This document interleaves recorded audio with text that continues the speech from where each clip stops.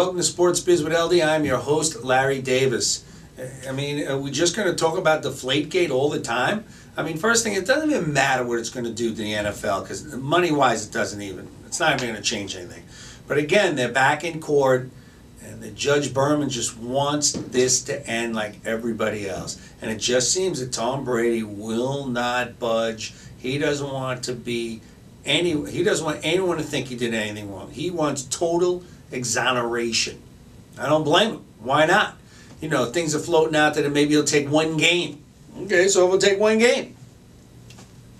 What is that going to do? He wants to take one game because he didn't help them with the investigation. Come on. Where is McNally and Yastrzemski?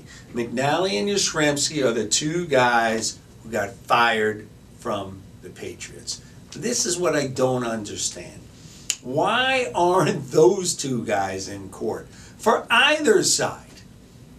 Why isn't the NFL not bringing those guys in and asking them under oath, what did Tom Brady ask them to do? I understand, and if Tom didn't ask them to do anything, why isn't Tom bringing them in to testify and say, guys, go ahead. Did I ask you to do anything? Do I ever ask you to do anything? Did I ever ask you to touch my balls? No. Nothing. I don't get why those two guys have nothing to do with these proceedings in a courtroom with a judge who's trying to figure out what the heck, not even what went wrong here from did he do it. I think he's just trying to figure out, did the NFL do it the right way? Meaning, did the NFL fine him, suspend him the correct way? He got 4 games just like a guy who had steroids or did drugs would do. Is it the same thing? That's where they're going back and forth. Deflategate is really a joke already, but the NFL continues to deal with problem after problem. The next problem the NFL is dealing with is they're showing that there's been a lot of fights, well, a lot, more than usual or more than everyone knows about, on the field during practice. It's hot. Guys get frustrated, guys get pissed off, and they're starting to fight with each other. So now the NFL is going to fine the guys and all that stuff. Okay, so it's the NFL. Guys are fighting. That's what they do. Okay, no one got hurt yet, except for the Geno Smith thing, but that didn't happen on the field. It happened in the locker room. But these guys fighting, again, just brings more and more cameras and people to NFL training camps and NFL exhibition games where years ago nobody gave a shit about training. Nobody cared about exhibition games. Nobody went. Nobody went to training camp. Now all of a sudden the NFL proving it is just the #1 watch sports on TV. Everybody knows that. And the #1 sport in the country, that anything the NFL does makes news, makes headlines, and people want a piece of it. And even all these problems they're having, I mean, what's happening? Does it really matter? Are any sponsors pulling out? No. Does anybody really care that much? They're not going to watch the games? No.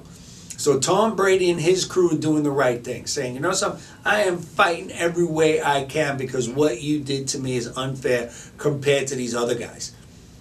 Guys who had sexual harassment or actually sexual things they've done, hitting women, all of these bad things. Tom's like, what do you think I did? And I didn't do it anyhow. That's where Tom Brady's going to win. I believe Tom Brady will end up getting exonerated. I believe that, you know, everyone's complaining that the CBA gave Roger Goodell the opportunity to be the head and whatever he says goes, and he does the suspension. Yeah, they did that because they were probably giving up something else in the battle, and it was all about the money. It came down to the wire, and they said, the heck with it. Give it to them. What's the big deal? So now they have a problem with it. Listen, they'll fix it at the next bargaining chip. I think even more Goodell's realizing, I don't even want that job. Let it be someone else like it was. It was Mr. Vincent, who's the vice president of the NFL, Troy Vincent, who is the one that handed it down, and then it goes to Goodell to be approved. No, it should be his decision, and that's it, and leave it at that. Like in hockey, Colin Campbell used to be the Ranger guy. He used to work for the Rangers. He's the guy in the NHL. I don't think it goes through Bettman after the fact. I could be wrong. We got to find out. We'll be back after these commercial break. Sports Biz with LD. I'm your host, Larry Davis. Hi everyone, I'm Corinne Caro here with Daniel M., host of Front Row on the Daily Blue. Daniel, you've been doing a great job. I love having you here at the Daily Blue. Well, close right here. Tell us what you look for in a guest. You know what? I like when people have a certain style and an opinion about fashion, fitness, grooming, anything that really is an inspiration to the viewers. I've noticed I've never been on your show, Daniel. Well, we're going to have to fix that. Oh, so I do have style? You do have style. Winning. Doesn't mean we can't go shopping, though. Oh, great. See you on the front row every week on thedailyblue.com. Thanks so much. Sportsman's with LD, I'm back. It's Larry Davis, and I forgot my girl Sam behind the glass. Thank you, Sam, for all you do. This bud is not for you, but you do everything, and I appreciate it. So let's continue with football a little bit. Everyone's saying Eli Manning, saying what?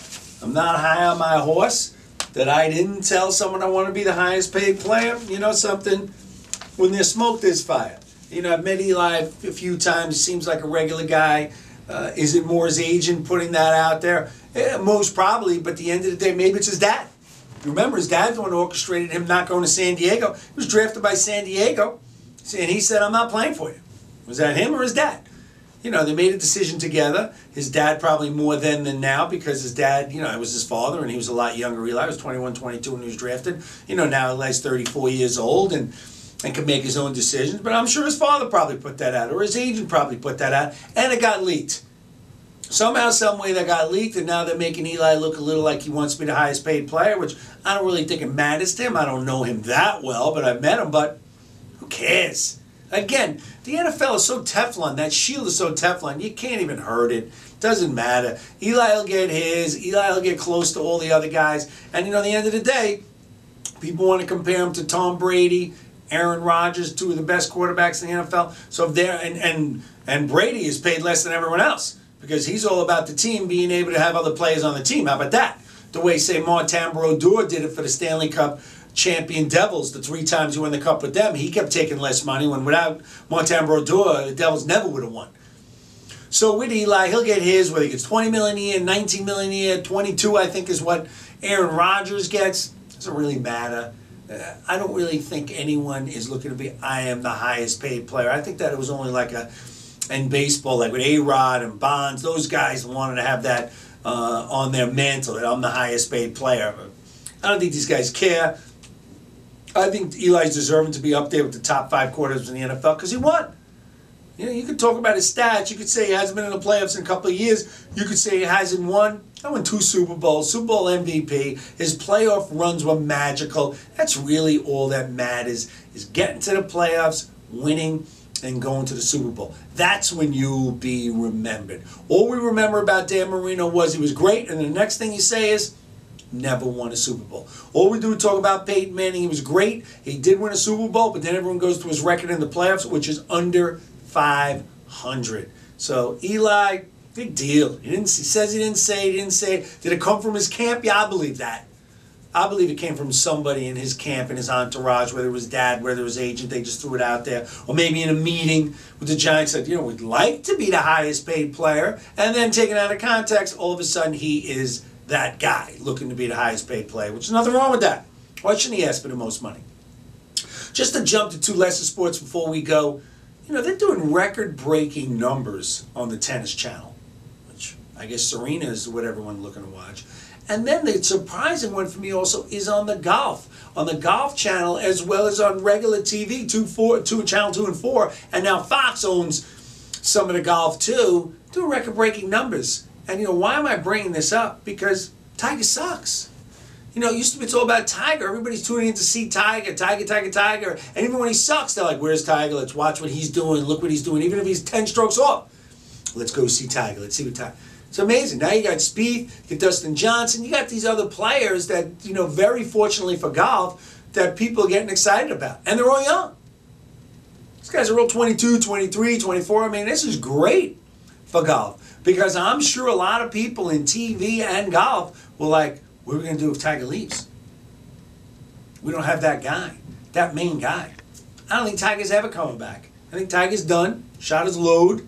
Unfortunately, after that accident and him not doing what he used to, like I always said about Tiger, he should go back to seeing different girls every night, staying up till 4 or 5 in the morning, and doing Viagra. Because the bottom line is, that's when he was the most dominant. That's when he was the most dominant golf player in the world.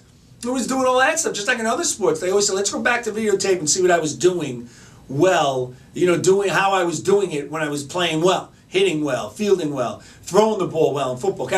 Tiger should go back, see what he was doing. Otherwise, Tiger's got no shot. He's not coming back. But it is good to see that golf's ratings are up there, even without Tiger being the mainstay. Again, it's over. Sports Biz with LD. I'm your host, Larry Davis. Thanks to Sam, myself, and the Daily Blue. See you next week.